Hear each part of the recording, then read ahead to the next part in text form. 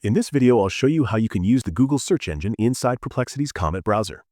As you probably know, Comet has been developed by Perplexity, and by default, whenever you search for something in Comet, you get results from Perplexity's own AI search. Sometimes that's great, but other times you might prefer to see regular Google search results. So in this video, I'll show you two simple ways to use Google search inside Comet.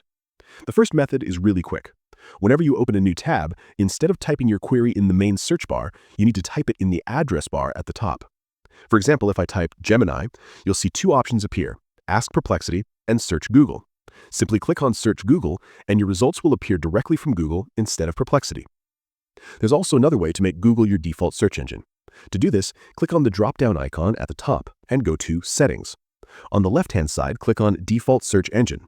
You'll see that Perplexity is currently set as your default. Click on the Change option, then select Google from the list and click Set as Default. Now, whenever you open a new tab, Google will automatically be your search engine. Just make sure that whenever you want to search something, you type it in the address bar at the top, not in the big search bar in the middle of the screen.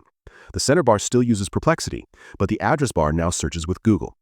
You'll also notice that the Google icon appears in the bar, confirming that it's active. Now, when you type anything and press Enter, all your results will come directly from Google. And that's how you can use the Google search engine inside Perplexity's AI-powered browser, Comet.